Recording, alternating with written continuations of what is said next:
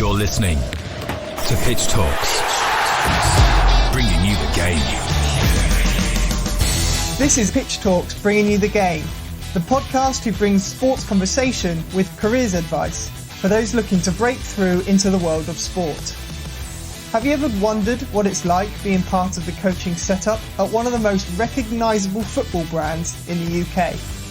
Well, on this episode, that's exactly what you'll find out, as we take you through a day in the life of a football coach, as we introduce Elliot Head, Head of Foundation Phase at AFC Bournemouth. Welcome to Pitch Talks, bringing you the game.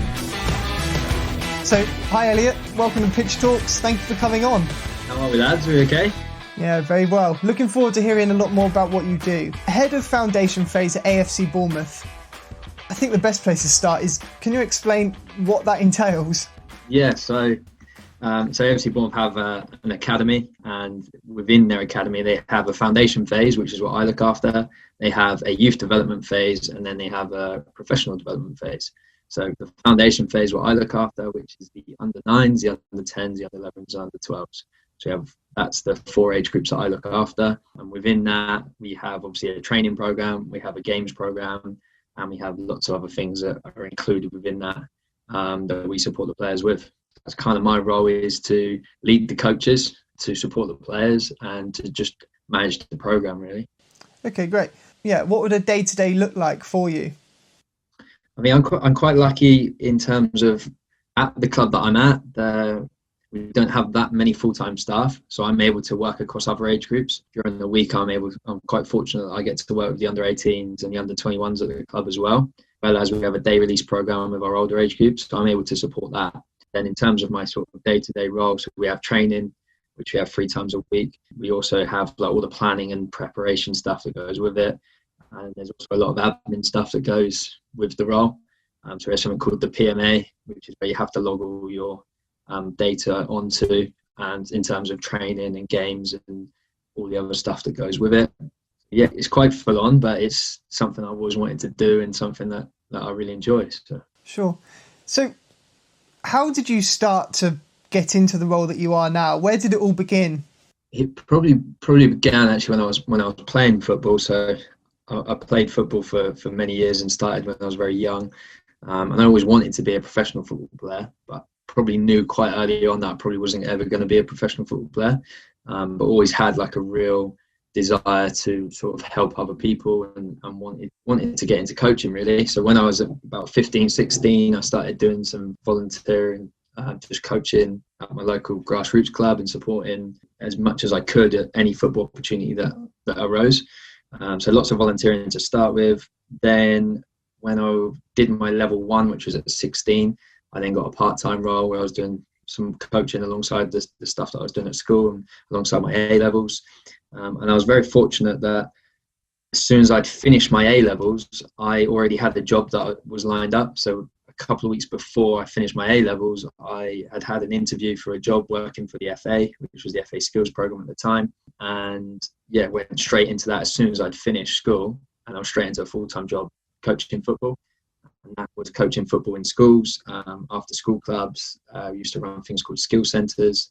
And I was there for about 5 years, and then that program finished, and then came into the role at Bournemouth. So, like I said, it's something that I've always wanted to do, coaching kids and being in an academy environment where kids are like young, inspiring players that you think have got some potential is really good.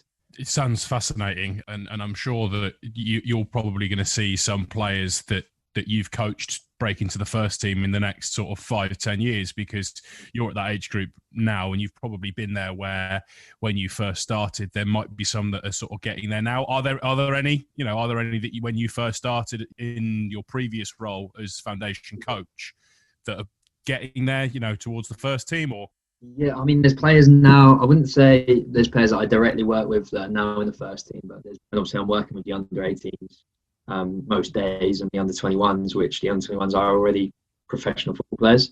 It's just they haven't quite made the jump yet into the first team. Yeah, there's lots of good players that are definitely in the programme. It's just getting that break. Yeah, just to touch on that again, is that the end goal for your role, to get players from your age group to then be ready for when you pass them up to the next age group, but start them on that journey so that one day they will be good enough to play. Is that the goal, or are there other objectives in there as well? I think where I'm at, right at the sort of bottom of the 9s and to 12s, is you've got to, straight away, they've got to enjoy coming. They've got to want to play football, because you look at the stats, how many players actually go through an academy system and get into a first team is very small. So they've got to want to play football. They've got to want to try and improve, and they've got to understand that it's a long process. Ultimately, we're going to get judged on how many players that we can get through. So it becomes a point where you've got to have a certain standard, and you've got to really sort of support the individual players to progress. But at that age, they've got to enjoy playing and want to learn and get better. And that's the only way they're going to progress. What's it been like then in the last couple of months, obviously with COVID, the lockdowns, football not being able to happen?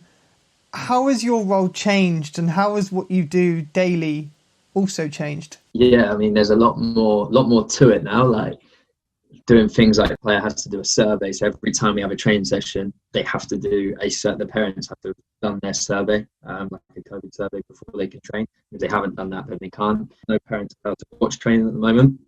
So we have to operate like a drop-off and pick-up kind of system.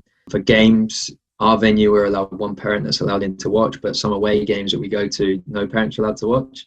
And there's just loads of other things that we've had to go through to get to the point we're at now. So we went through what we call stage 1, where it was all non-contact training. So players weren't allowed to be in contact with each other at all, which at 9 and 10 years old is very difficult.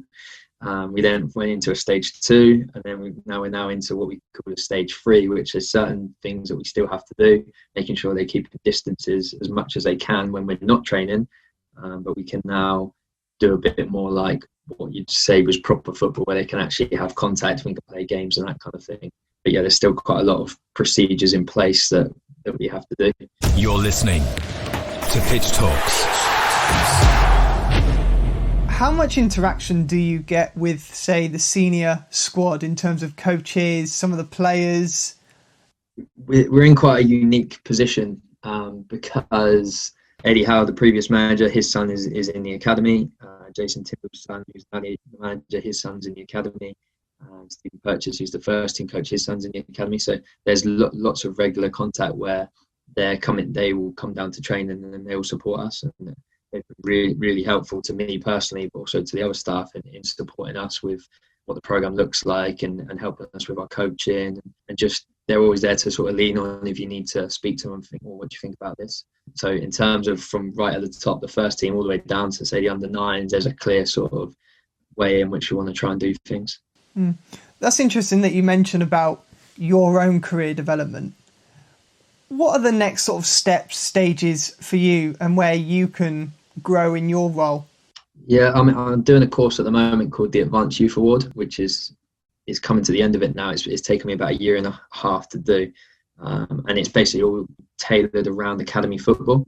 So everything you do on this course is looking at academy football, and they look at you in your role and how they can support you. So it's ran through the FA, and they've got tutors that support. They come out and visit you, but then also you go to St George's Park and you bounce ideas off other people and other clubs, and the tutors are there. So that's definitely been like the next step for me, is just keep gaining more and more knowledge of my current role. At the moment, I haven't really got any aspirations to go into the older age groups at the moment. I'm happy with the younger ones that I'm working with. I'm quite lucky as well in terms of the formats that I work with. So we do 77 games, we do 99 games, but also our 12s might do 11v11 games. So I still get a bit of that 11v11, but I also get the real sort of 77 smaller stuff as well. And I'm lucky, like I said previously, that I can work the 18s and the 21s as well. So I get to see that and what the sort of top end looks like as well. So apart from the obvious of being in and around what you love most, football, what has been your greatest moments that you've either witnessed or achieved in your role to date?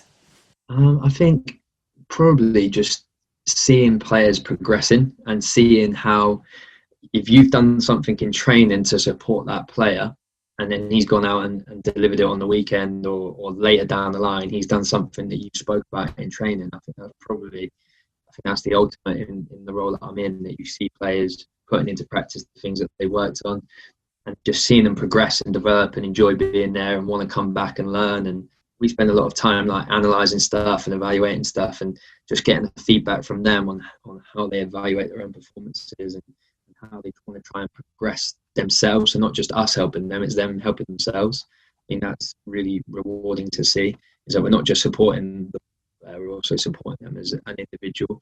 And we've got loads of support mechanisms as well. So we have psychology, we have sports science, we do testing, and there's loads of stuff that goes along with not just the football. Interesting you touch on the support that you've got for the players sort of through those age groups, because obviously players those are in their formative years, right? It's actually, you're probably one of the most important coaches in those young people's lives. At any point, even by the time they get to the first team, they're going to remember you being their coach at that age. But I was kind of interested around the support that's available for those that aren't good enough to make it, that do drop out of the system. I'm sure there's probably people listening to this now that have been in that situation. Is that level of support still there for those? That's a really good point. And there is definitely support there. I mean, one thing that when you speak to other clubs, and on my course I spoke to other clubs about what they do about players who are released, and it's a little bit easier for those people because they've got a lot of clubs in and around them. Whereas where we are down here, Southampton is what we call a Category 1 academy, so they're at a higher level than what we are. So once they've left Bournemouth, in terms of a professional football club, there's not a massive amount around here. If they're an older player, obviously they've got more chance of going somewhere else.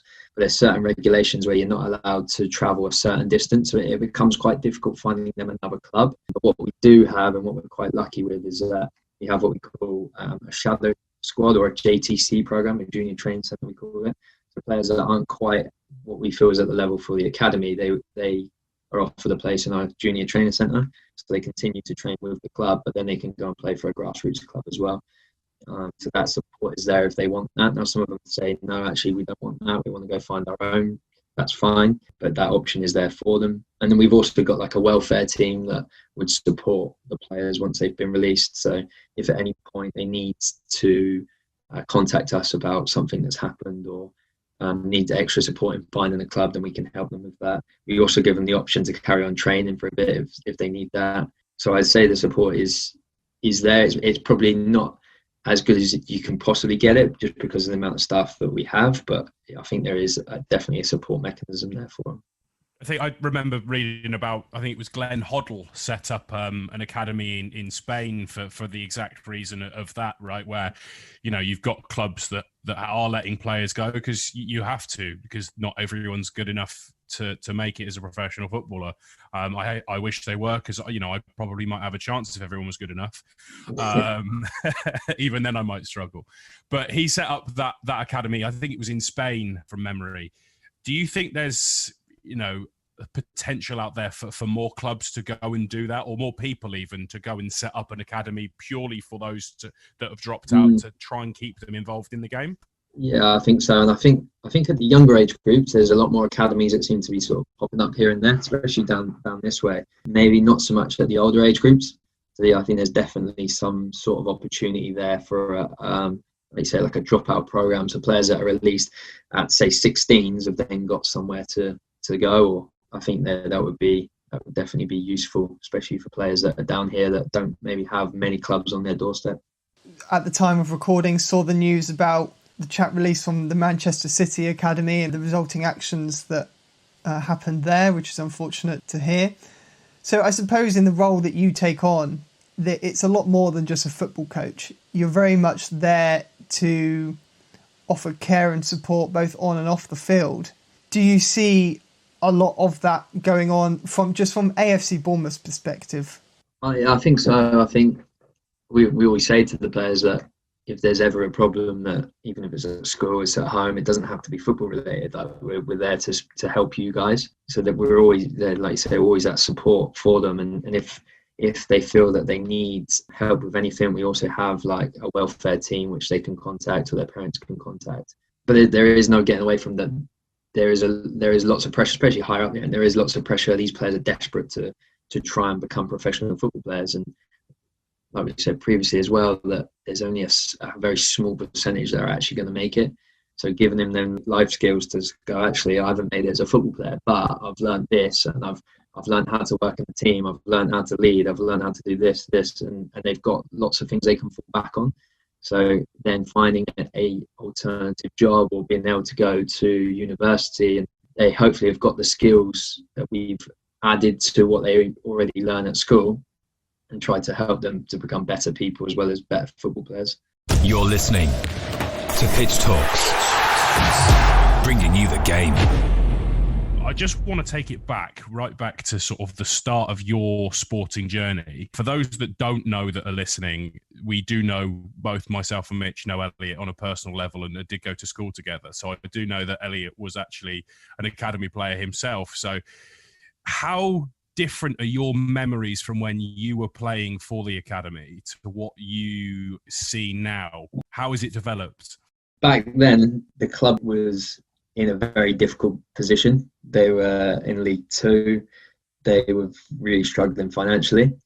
And then since then, they've been a Premier League club, and obviously now come out of that. But they've been an established Premier League clubs for a few years, and obviously that has lots of rewards in terms of financially and sort of infrastructure as well. So where it was when I was there is a completely different place to what it is now.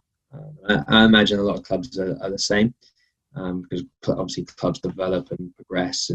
But yeah, when I was at the club, it was a centre of excellence at the time. So there wasn't really lots of regulations in place. Whereas now they've got what they call the EPPP. So there's certain regulations and certain things you have to meet in order to meet the standard that you're at.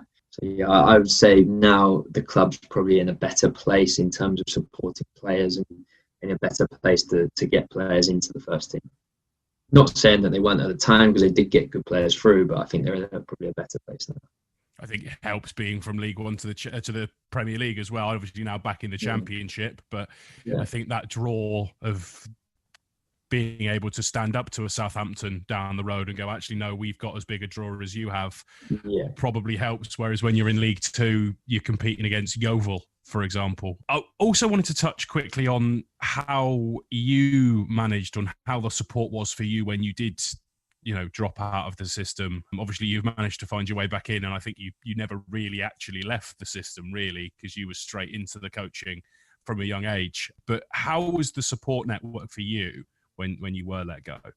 At that time, not a massive amount, really. I mean, the club only had 2 full-time staff. One of them was an under-18s coach, and one of them was the academy manager. Whereas now at Bournemouth, there's more full-time coaches, more full-time staff. So at that time, I think it was very difficult. So then being able to support players that have been released, as well as their full-time job, as well as working with the players that they had in the system, was very difficult. And I think that's where it's definitely improved, is not just the coaching side of stuff, but also the support for the players away from the coaching and away from the pitch is really developed. And I think you're a prime example of someone who, when they are let go, doesn't realise that it isn't the end of the tunnel, it isn't the end of the journey. There are other avenues, and probably if we were to be pitching now of our target audience, you, when you've just been let go from Bournemouth, would probably be someone that we would want to be talking to and saying, look, have a listen to these podcasts. This is how else you can get involved in sport. This isn't the end of the journey with you in sport. So it's nice to actually have someone that could have we could have helped, but obviously you've done fantastically off your own back anyway. Like you said, loads of players get released, and you just got to realise it's not the end of the world, and just take all the great experiences that you had and all the things that you learn alongside what you've done at school, what you've done in your life, and think, actually, this has really helped me to progress in these areas, and that's going to help me looking forwards. And I know it's not the easiest thing to do when you've just been released, is to think about the positives, but there is lots of other opportunities and lots of other opportunities in football as well, and in sport. It's just finding those right avenues. This is Pitch Talks. One of our previous episodes discussed in quite great detail about women in sport and providing these pathways to encourage young girls to get involved in sport in one level of competition to another. Do you have much involvement in creating these pathways to encourage younger people to get involved in sport now at AFC Bournemouth? Yeah, I mean, not in terms of our academy. We don't have female teams, or we don't bring female players in, but AFC Bournemouth themselves as a club, they have a community program and they have a girls set up. So they have teams at different age groups, and they have a women's team as well. They don't fall under what would be our umbrella of the academy, but there is the club itself. AFC Bournemouth do have a women's and girls set up. So yeah, there is definitely things going on and in place to any girls that want to play football. There is opportunities for them. You mentioned just then about the community team. Is that one community team that would overreach both male and female outreach in the community? So you're sort of going into the schools and teaching alongside, or not teaching, but delivering sessions together? Yeah, we don't have obviously we're linked in terms of we're AFC Bournemouth, and we've put on CPD for them and they put on CPD for us, that kind of thing. But we as academy coaches don't go in and deliver in schools. We would use them at times if they feel that there's a player that they've seen in the school, or there's a player that's been highlighted from their centres that they feel actually might be at the level to come into our junior training centre or into our academy, then that would happen. But yeah, we don't deliver together just because we wouldn't have time really to be able to do that. My final question then for you, Elliot, would be, what advice would you look to give someone who would like to pursue a career as a football coach? The big thing probably for me is try and do something that someone else wouldn't do. So I'll give you the example of what I did. So I went and did lots of volunteering, and there would be times where you look out the window and it would be hacking it down with rain, and you think, not sure I really want to go out and coach tonight. But those moments where you go and do that is actually the moments that you learn the most from, and the moments where you probably gain the most out of. Anyone can turn up and do a summer camp where the sun's shining and you've got 12 kids and everything's easy. But it's actually putting yourself in those positions where you're out of your comfort zone and things are a bit harder. And in this day and age, I don't think people are always that willing to give up their time, and everyone wants everything. They want money for whatever they do, when actually at times you've just got to put yourself out there. And if that means that for a couple of months you don't get paid, like, you're putting yourself out there to try and better yourselves. And I know that's not always possible because people obviously need money to survive, but if you can and there's an opportunity to develop yourself, and if it's not paid, then I'd really just encourage you to go and do that if that's what your passion is. Yeah, I mean, I think that runs along a theme that a lot of people that we've interviewed have said very similar things, that, you need to make yourself different. You need to make yourself stand out to any potential employer, in your case, club, that would be looking to hire you. And I think that's a really nice way to conclude this episode. Thank you, Elliot, for joining us today, as we've really learned the behind the scenes of becoming a football coach and the academy setup. And it's also been encouraging to hear the support that's available to, the academy players, but also the younger players in terms of the off-the-field welfare support that they can have access to. But thank you for joining us today as we've explored what it's like working as a football coach at AFC Bournemouth. If you've enjoyed today's episode, make sure you head to our Anchor page, where you can find lots of other great episodes, from becoming a sports broadcaster to working as the director of Sky. Thank you, Elliot, for joining us today, and best of luck over the course of the upcoming season. Thanks, guys. Nice to see you. Thank you once again for joining us on Pitch Talks. Until next time, goodbye. Thank you for listening to another episode of Bringing You the Game by Pitch Talks. For more information on our latest episodes, careers advice, or to even get involved as a guest, get in touch with the team at mitch@pitch-talks.com. That's mitch@pitch-talks.com, or send us a message on any of our social media platforms. Thanks for tuning in.